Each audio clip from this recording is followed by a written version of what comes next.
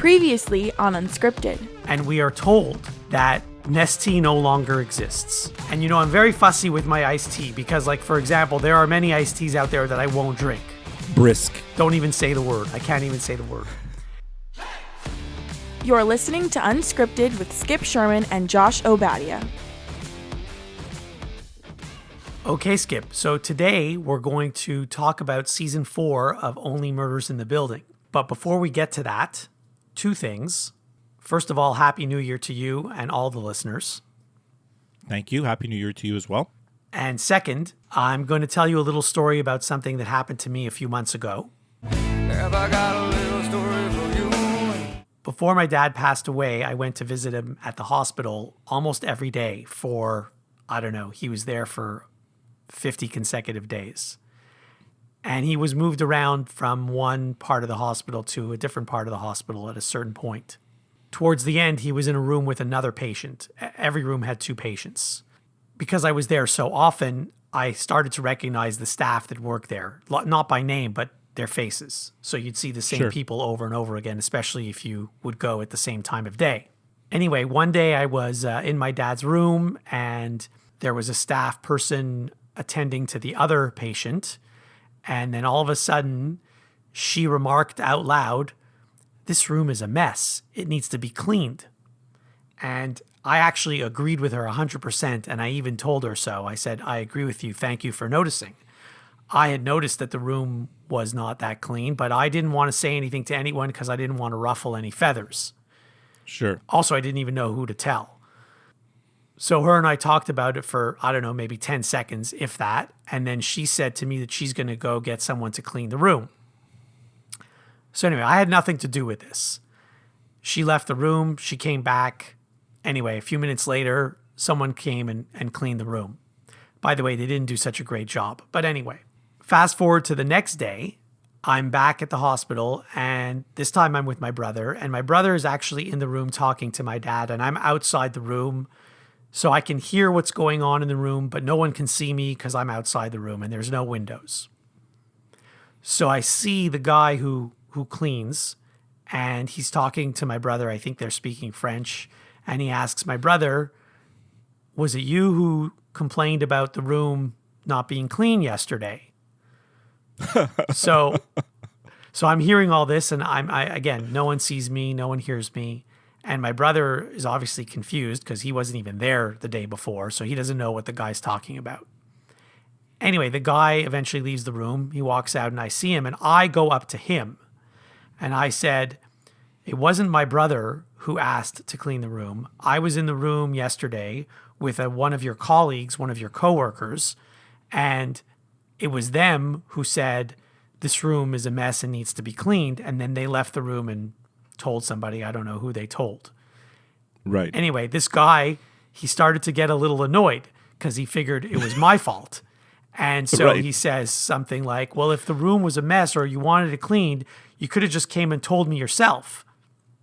Like as if you ratted him out. Exactly. So this whole incident reminded me of a Curb Your Enthusiasm episode because I got into trouble for something that I didn't even do.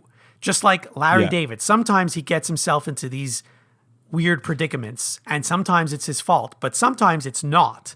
And this is one of those times where I felt like I was in a Curb episode because it wasn't my fault. And I didn't even have to say anything to the guy. He thought it was my brother. I could have just left it alone and walked away. But I wanted him to know the real story so that he would know. Right.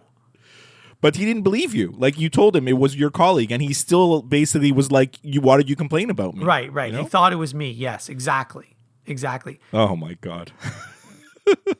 I think he was angry because about a week before that, him and I were both in the room at the same time, and I didn't say anything to him. He was cleaning the room, but he didn't do such a great job. And I pointed out, well, there's a cookie under the bed, like a crumbled cookie, and there's like a paper towel on the floor. Like, if you're going to clean the room, clean the room. Do the basics, right? Yeah. Anyway. Yeah. So I just felt like I was in a Curb episode. That's all. I think you are. I mean, probably most of your life is a Curb episode, no? Not far off. Actually, one of my coworkers at my office found a photo of Larry David and put it on my desk because this guy that I work with, he thinks I'm Larry David. Like he's like, Josh is Larry David, 100%. That's so, I mean, I could see that. 100% I could see that. Absolutely. All right. Well, do we have any listener mail? Yes, we do.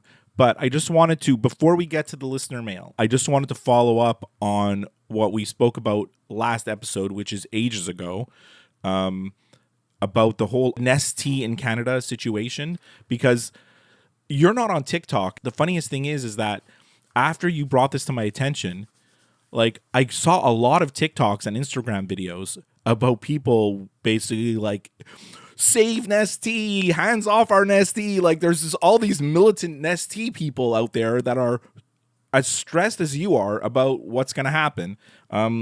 Luckily, it's not that hard to Google and figure out what's going on. But basically, Nestea and Coca-Cola kind of broke up because Coke doesn't want to sell Nestea anymore. They want to sell their own product, which is what you mentioned, Fuse. But Keurig Dr. Pepper, which apparently is a company, they came to the rescue and they said they are going to partner with Nestea to bottle and can Nestea in Canada in 2025. I don't know when it's going to be, but it's going to be. So I guess that means two things. I guess that means that there's going to be two different iced teas, the one bottled by Coca-Cola and the one bottled by Dr. Pepper Keurig. But you're talking about Nestea branded ones? No, only one of them is going to be called Nestea, but there's going to be two different iced teas. Oh, well, I mean, there is now. I mean, well, technically there is now also. I mean, there's still some Nesteas on the shelves from Coca-Cola, right? And in theory, they should taste identical. Well, I mean, you'll be able to tell us. You should save some of your old Coca-Cola cans of Nestea, the ones bottled by No, Coke. I don't even mean that. I mean the new one that hasn't been produced yet, and this other one called Fuse should taste the same. I mean, I guess they should, but not necessarily. Coca-Cola is making Fuse. They're not telling people this is the Nestea replacement, like identical. No, I know, but the ingredients are identical, and I did a taste test already, and I couldn't tell the difference. So, but what you have to do is you have to do a taste test of the old Nestea versus the new Nestea when it comes out. The new Nestea versus the old Nestea versus Fuse. There's going to be three different iced teas. And actually all three of them should taste exactly the same. Well, I mean, the two Nesteas should taste the same, yes. And in theory, the Fuse should too if they say it's the same ingredients. But I'm not too concerned. I was when I first heard the story, but because I've tried Fuse and, it's not bad. It's actually pretty good. I'm not too concerned, but I am curious to taste the new Nestea when it comes out. I'm going to go buy some Fuse today and see what the situation is. Okay. Mailbag. All right, so we got one message in the mailbag from our good friend Derek here in Montreal. He had some picks for his best of the year. As I mentioned, he did tell us last time that his song of the year was Save It for Later by Eddie Vedder from the Bear soundtrack. He says, the best TV series I watched in 2024 was from a decade ago. The show is called Halt and Catch Fire. I guess it was under the radar, but an incredible, captivating series. And he says he's about to finish the fourth and final season. Huge honorable mention to Drops of God. Drops of God was in my honorable mentions for show of the year. It's actually a tremendous show. Best documentary, also going with The Hip, No Dress Rehearsal. And bonus from Derek, book of the year, The Bee Sting by Paul Murray. Okay, we'll be right back after this to talk about season 4 of Only Murders in the Building. You're listening to Unscripted. I'm Joseph DeMedictis. And I'm Ross Acetrullo. And we're doing this podcast so we don't have to go home and get a real job. Exactly. That's right. And we're doing it to tell you about our pursuit of the dreams we've had since being a kid, being young, trying to get into the entertainment industry. Us, we're mid-career, sort of. We're kind of halfway broken in a way, but we both have these big dreams and big goals. Aspirations, really. For our careers. Yeah. Exactly. Yeah. This podcast is about the journey through the industry, trying to make it, but trying not to have to give up. So listen to our podcasts on all the places you might listen to a podcast. Apple Podcasts, Spotify. We have our own YouTube channel where you can watch the video version. All the links can be found at you'llnevermakeit.ca. Here's hoping we do. And now, back to Unscripted. Okay, Skip, we're back. So the topic that we've selected for our first episode of 2025 is a show that we've talked about many times before, Only Murders in the Building. It's available in Canada on Disney Plus, and actually in Canada, I think it's also on regular network television on CTV, which I don't quite understand because, especially in season 4, there's a lot of swearing in this show. So I don't know how There it's is a on a lot. regular television channel.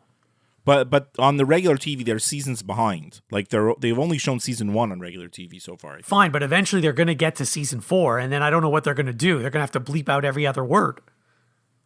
There is a lot of swearing, but I mean, look, CTV put The Sopranos on TV, so this could go on, you know. The standards So, have changed a lot in the last 30 years. yeah.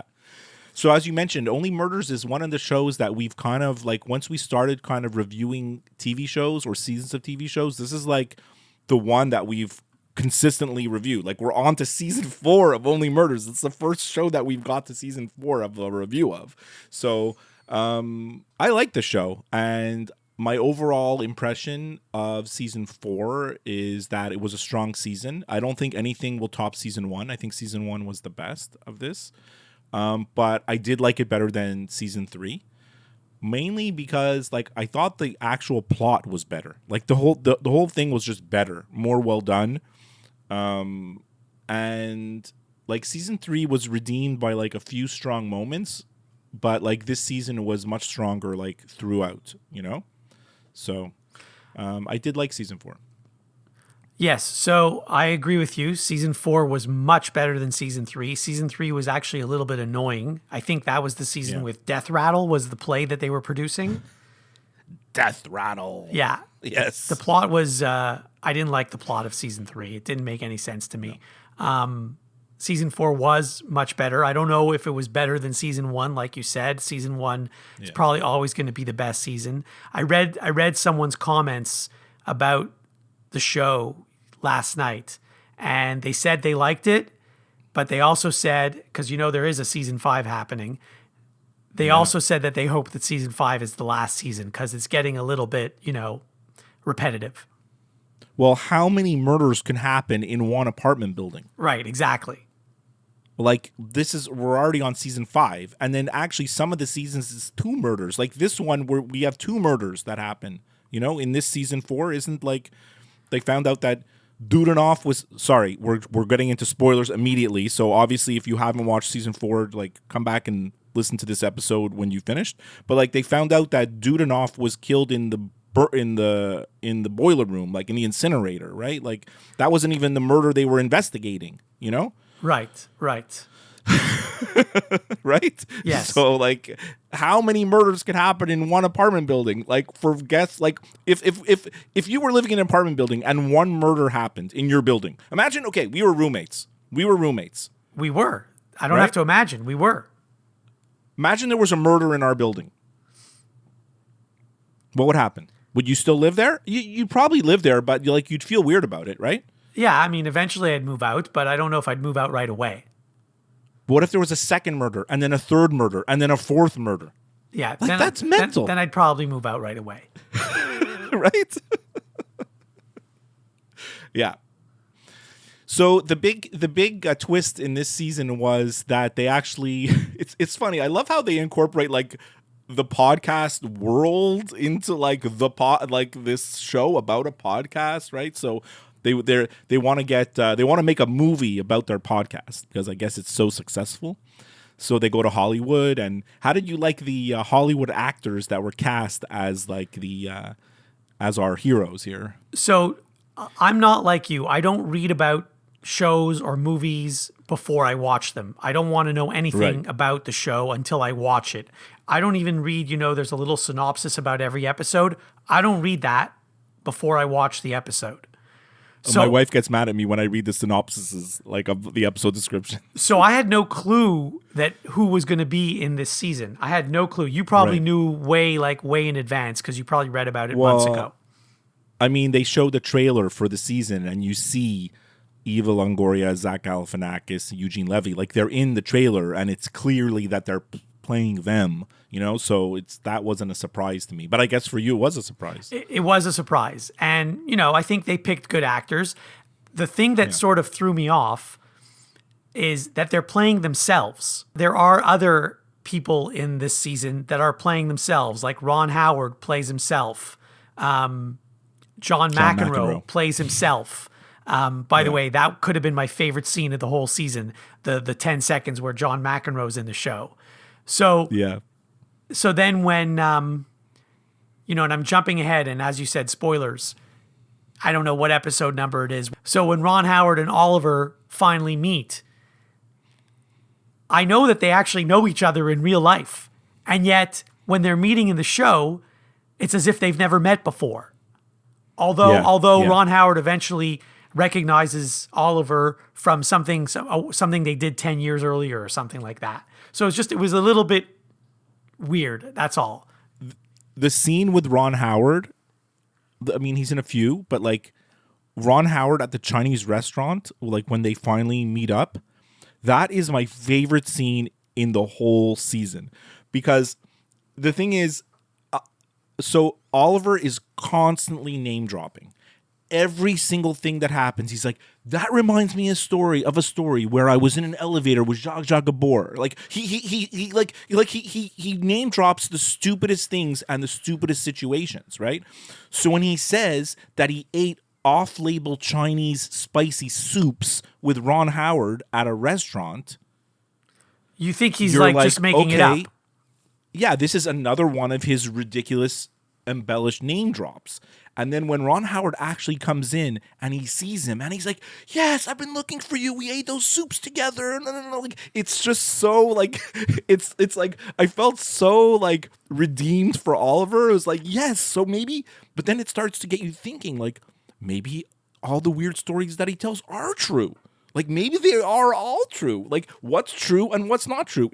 If eating spicy soups with Ron Howard is true, like maybe all the other stuff's true also, right? So like I just thought that was really like a great little twist, right? Like when Ron Howard was in it, so. Speaking of Oliver, so I don't need to tell you, for the first 3 seasons, Oliver is annoying. Let's face it. He's annoying. He's even annoying to his friends. And sometimes you just want to, smack him. But Yeah. in season 4, I actually felt bad for Oliver because of what was going on with Loretta. He was trying to get a message across to her, and then the time when he calls her, but her double answered the phone and couldn't talk. And so Oliver thinks, oh, she doesn't like me anymore. She wants nothing to do with me. We just broke up, although it wasn't even her on the other end of the phone. So he thinks she's cheating on like the hot co-star.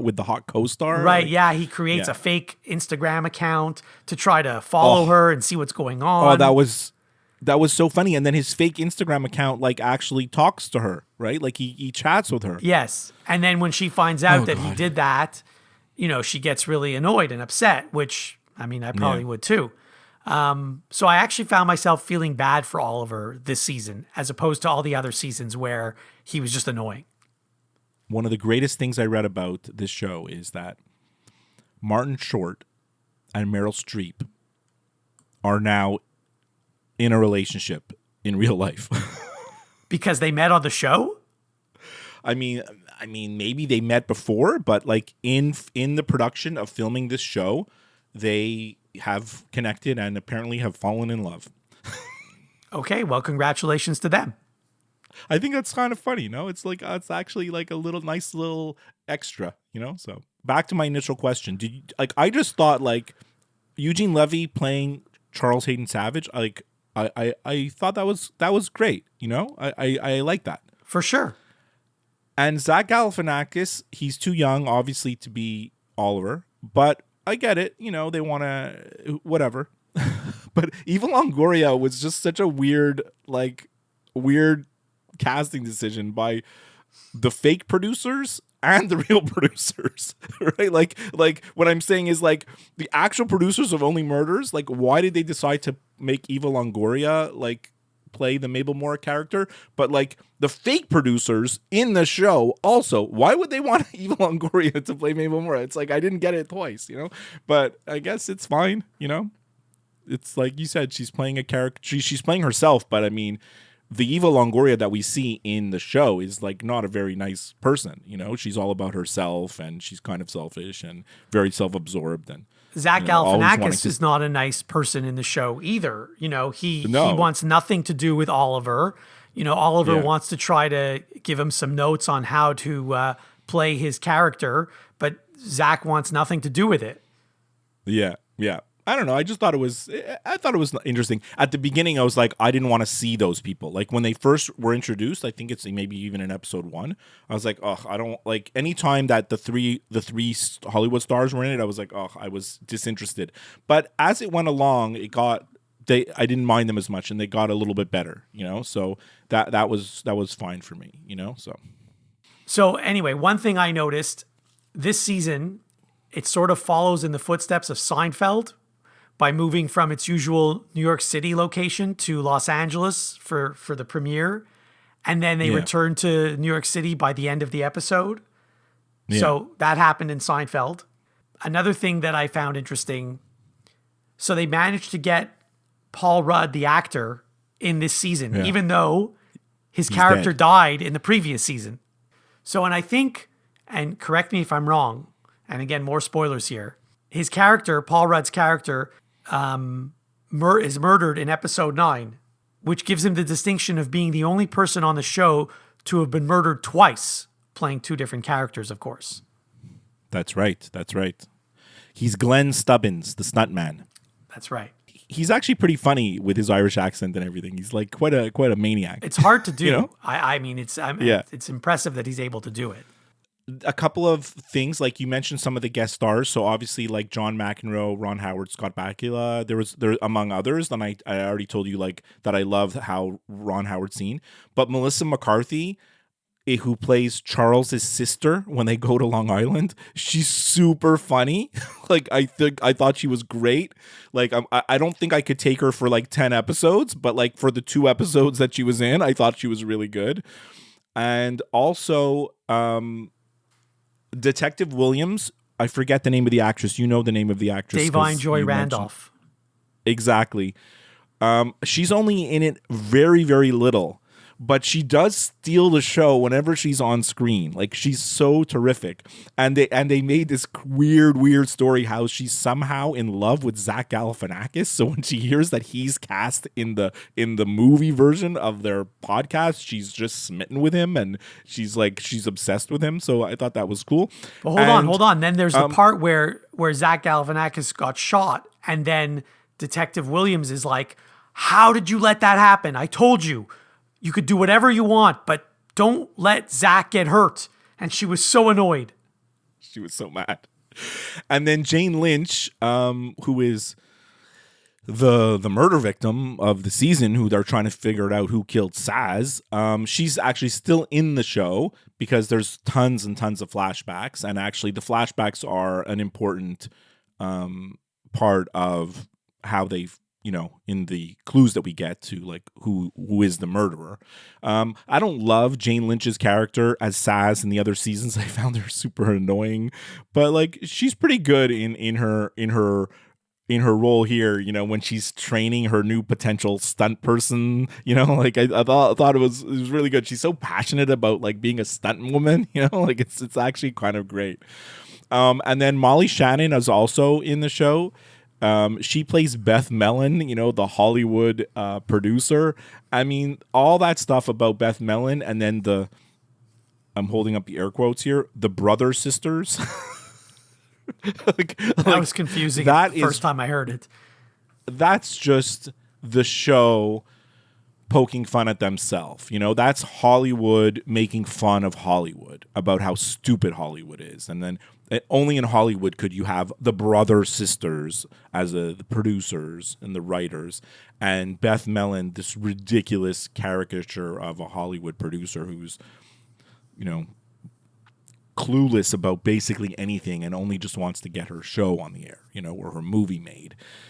So like, but she was good in her role, you know. Some other people who were in that you didn't mention. So Richard Kind, and he seems to be in everything these days. Yeah. And Taya Leone is in the last scene of the last episode for like 5 seconds. Yeah, I mean, I could only assume that Taya Leone is going to be the main character in the next season. Yeah, just like Paul Rudd, we got introduced to Paul Rudd at the last scene of season 3, right? And then he was the central to season 4. So I guess it's we're gonna find out. I mean, the season 5 is about who killed Lester, like poor Lester, the doorman. They found him in a fountain. Right. But I want to go back to John McEnroe for a second. He's only on screen for about 5 or 10 seconds, but he says, "Are you serious? You cannot be serious," which is exactly what he used to say every time he'd play tennis and the umpire would call the ball out. So he wasn't really acting. He was just being himself. Well, I mean, I don't think John McEnroe is much of an actor, but yes, that's his catchphrase for sure, you know? So what I really liked is this season, they broke the fourth wall. So I don't know if you've heard that expression before, but basically, like they were, the actors were talking to us, the viewers. Yeah. And I liked how the actors were talking to us directly. Like at one point, Martin Short says, "Finally, we have some star power in this season," when Ron Howard shows up. Right. Like as if having Meryl Streep on your cast is not enough star power. Right? Exactly. I mean, and the show stars Selena Gomez, literally the most followed person on social media in the world. They introduced us to a cast of characters, which was similar to what they did in the previous season. Previous season, they basically tried to show us all the potential suspects by doing a table read of Death Rattle. In this season, they tried to show us all the potential suspects by showing us the Westies, you know, the people who live on the west side of the building. Mm-hmm. So it was Dudenoff himself, the Christmas guy, and the Sauce family. This is literally, I'm not making up these terms. This is what they call them in the show. But funny enough, none of them actually are the murderer, you know, because in the end, it's the writer of the podcast movie who it's such a weird twist, right? Sass was training this guy to be a stuntman, and then he found her script of her. She actually is the one who wrote the Only Murders movie, Sass herself. So he killed her and tried to take credit for writing the movie. So I like how it was kind of like the least expected person, because you really did not suspect this guy at all. He was just a nerd, right? And actually, they did suspect him at one point when they were questioning him, and he actually got excited when he thought he was a suspect. Right. So it was like, I liked how they kind of, I mean, you know that as you're watching this show, you know that they're leading you down paths. If you're only in, if there's 10 episodes and you're only on episode 7 and they're trying to show you that so-and-so is the killer, well, you know it's not, because you know that the way this show works is they're only going to really show you the killer at the very end, right? So, yeah. And then, of course, like, the weirdest part of the season is how Jan, you know, Charles's girlfriend from season 1 and 2, I guess, and somehow is able to just go in and out of she escapes from prison. She's able to go in and out of the building and into Charles's apartment at will without anybody finding her. And she actually saves them in the end. Apparently she's some kind of military trained sniper. And she was able to save them at the end from Marshall, the deadly screenwriter. Speaking of Jan, so here's a factoid that I discovered yesterday. In episode 10, Charles says that he still hasn't had time to watch The Wire. That's a show from 2002, which I watched like the first 3 or 4 episodes and I couldn't ever continue. So I couldn't get into it either. And everyone says it's like when you look at lists of the greatest TV shows ever, The Wire's always there. And I just couldn't get into it. Yeah. I couldn't either. But Jen, the actress Amy Ryan, she was in 20 episodes of The Wire. So I think that's why that line was in the show. It wasn't just a coincidence. I love it. That's like, you know what? There's probably a million things like this in the show. The reason why we keep going back to Only Murders and why it's so popular is that it's so well written, right? Like, and I'm not talking about the plot. The plot is kind of ridiculous, but like literally the lines, the dialogue, the jokes, the callbacks, the weird references, like it's just so well written. And like, I don't know, we'll never know, like all the stuff that Martin Short says, all the weird things he says, are these written or is he making them up? Like, I don't know. And I guess that's kind of the beauty of the show, right? So, yeah. So I don't know if you remember episode 8. Remember one of the Westies? Yeah. The guy's name is Kumail. The Christmas tree guy, no? Yes, that guy, yes. So in episode 8, he recites the entire scene from A Few Good Men. Yeah, I know, with like line for line. Well, that was supposed to be how he auditioned for like Dudenoff, right? Like, yeah. Why, you like that he recited the whole scene? I thought it was cute, but I thought it was very funny. And so the other thing that I didn't even realize, because you don't realize when you're watching the show, we should actually watch every season twice, because I'm sure there's so many things that I missed the first time watching it. Especially a show like this where the jokes are so fast and the dialogue is so quick, right? But one thing that I didn't realize, so there's 10 episodes. 9 of the episodes, the titles are actual movie titles from actual movies. But why isn't the 10th one like that? It's episode 9 that isn't like that. I don't know why episode 9 is not like that, but all the others are actual movie titles. All right. Are you ready to give your rating for the season? I don't like to give ratings, but if we have to do it, I'll do it. Okay. We don't have to give it a rating then. I'm just going to say, like, I really liked it. I was all ready because I had such a good little naming planned for it. I was going to give it 4 out of 5 off-menu spicy Chinese soups. That's great. But if you don't want to give it anything, that's fine. Yeah, I can't give it a rating. I will say that it was a good season. It was definitely better than season 3. It probably wasn't as good as season 1, but I would recommend people watch season 4. Yeah, I mean, if you're a fan of the show, like you're going to continue watching, and if you're a fan of the show, it's definitely a must watch. You just want to continue to see like what kind of crazy stories and murders this little ragtag group of podcasters is going to stumble into. And then, like you said, there's going to be season 5. We already know that because Lester is in the fountain. And like I agree. I hope it ends, right? Because like it doesn't have. I mean, they could keep going forever, but like, what is every person in the building going to be dead? Yeah, I know. Like eventually, it has to stop. Okay, we'll be right back after this with some final thoughts. You're listening to Unscripted. Hey everyone, Skip here. I'm really excited to invite all of you to follow my new account at Skip Cooks on Instagram and TikTok. I'll be sharing my love of cooking with recipes in the form of 1-minute music videos, all set to some of my favorite songs. Don't miss out, follow me, and let's have some fun in the kitchen. Unscripted with Skip and Josh is available wherever you listen to podcasts. If you listen to the show through Apple Podcasts, please leave a review. To interact with the show, send an email to skipandjoshshow@gmail.com. Follow the show on Twitter and go to Facebook to like the show page. And now, some final thoughts from the guys. So there's something that happened to me in December, around just before Christmas time, that I really wanted to tell you about. And I started to tell you about it, but I don't think you know like the resolution. What's the longest you've ever waited on hold for like customer service? So that's a good question. Recently, I was on the phone with TD for an hour, like literally an hour. Yeah. Now, I wasn't on hold for the hour, but I was on the phone with them for an hour because, your phone tells you how long you've been talking. Yeah. I don't know. I think on hold, maybe 20 minutes, which is very long.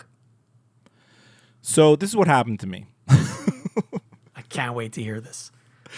So my daughter ordered a package, and the doorbell rings, and like they don't make you sign for anything anymore. They just leave it at the door, and they take a picture and they leave. This is what they do now, right? I'm gonna call out the name of the carrier, Purelator, because they're brutal.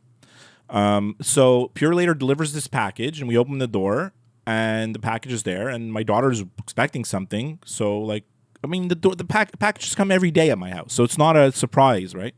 So then I look at the package, I pick it up. It's this tiny box. It's not for me. It's not for my daughter. It's not for my house. It's for some other guy at some other address 5 streets over. So I'm like, oh, well, this is a problem. So sure enough, my daughter checks the tracking number of the package she's supposed to get, and it says delivered. But we know damn well it's not delivered because we got this package.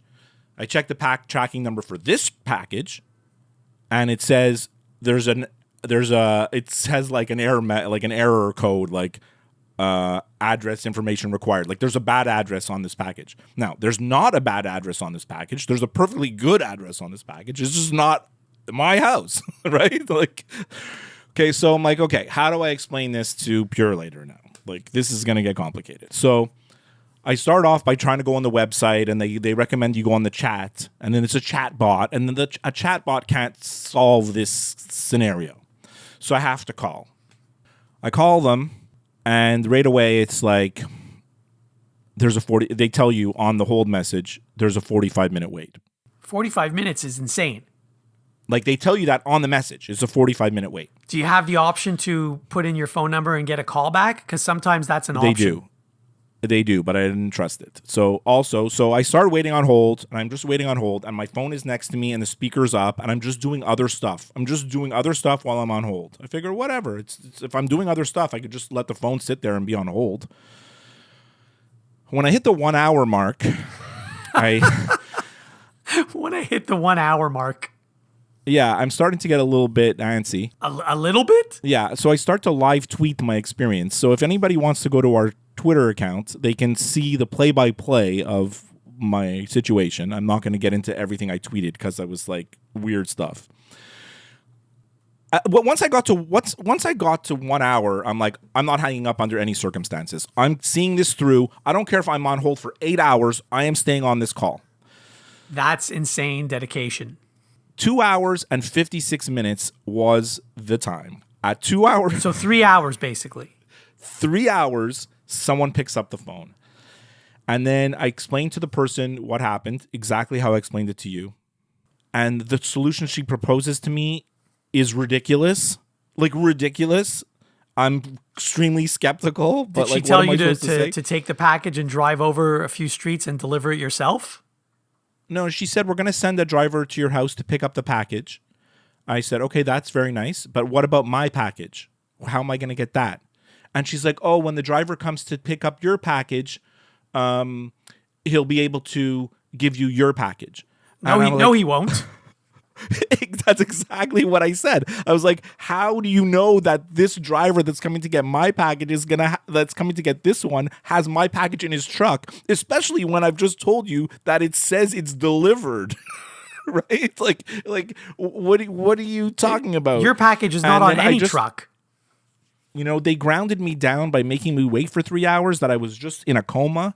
So like I just said, okay, fine.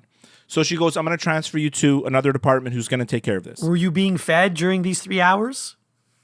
Well, the interesting thing is I ordered lunch during the time, and then I had tweeted what's going to come first, my lunch or am I going to get off of hold? And my lunch came like 1 minute before they answered the phone, like before I actually talked to someone. But did you get the correct lunch? Yes, I did get their correct lunch. So anyway, she puts me on hold. I'm actually on hold for 10 minutes, which actually was more annoying than the 3 hours because I already talked to someone. So now I'm on hold again for 10 minutes. So then I get another customer service person and explain the story to her again. And she was much more competent. And she explained to me, yes, we're going to send someone to your house to pick up the package.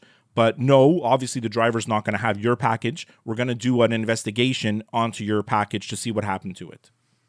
Now, the thing is, she asked me, is your front, because obviously she's looking at a picture of the delivery proof, right? So she's like, do you have a light brown door with 125 on it? And I say, no, I have a white door with 125 on it. And then I'm able to go on the Pure Later website and see with the same picture that she's looking at. And I said, do you see what's happening here? Yes, that's my front door.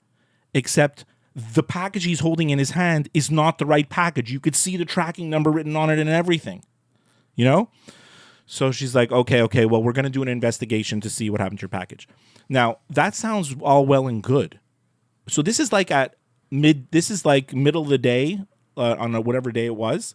Literally 9 o'clock the next day, 9 o'clock in the morning the next day, we get an email saying, thank you, the investigation is finished. like it hasn't even started. And all they did is just send a form email saying, we're sorry that you couldn't locate the package at your door. Like, they're blaming me, saying, like, we delivered it and you couldn't find it. So they're basically sort of saying, like, someone stole it, or it got, there's no culpability at all. There's no acknowledgement that they delivered the wrong package. There's none.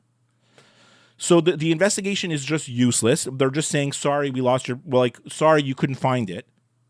So it's as if I've already repeated the story so many times to different people. So it's as if the person who was doing the investigation didn't even read the whole situation, saying, yes, I got the wrong one. Or they don't care and they just click a button and sound off an email. I don't know. The whole thing is so stupid. It's so ridiculous. Now, it gets even worse. I didn't tell you this part. I called the guy whose package I have. How did you have his phone number? It's written on the box. Oh, okay. And his name's there and his address. Anyways, Pure Later did come the next day and I gave them the package, right? But before that, I had called the guy and said, before I got on hold and everything, like before this whole started, I called the guy and said, by the way, hi, I'm so-and-so, and this is my phone number if you want to call me. I have your package. It was delivered to my house by accident. We can make arrangements for you to come get it. And he never called back. So, one, I don't blame him because it's suspicious, right? Yeah. In the world we live in of scams and weird stuff and, getting that kind of call is suspicious. Now, two, I Googled the name of the company and the address that the package came from. This part I never told you. Oh, my God. Or maybe I did. So I Googled the name of the company that it came from. And the first thing that comes on my screen is it's a company that sells men's health products, but the first thing they have is some kind of herbal Viagra. Oh, I see. Okay, so it's some kind of all natural erectile dysfunction situation. So now I understand also maybe why he didn't want to call me back, because maybe he's embarrassed by this package, even though maybe it's not clear. I'd have to really investigate to figure out what's inside.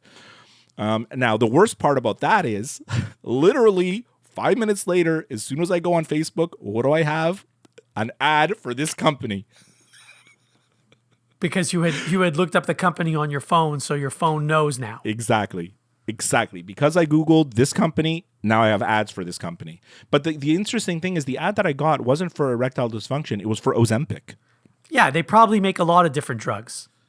I mean, but or sell a lot of different drugs. Are they allowed to sell Ozempic? I don't know. But anyways, all that to say is there's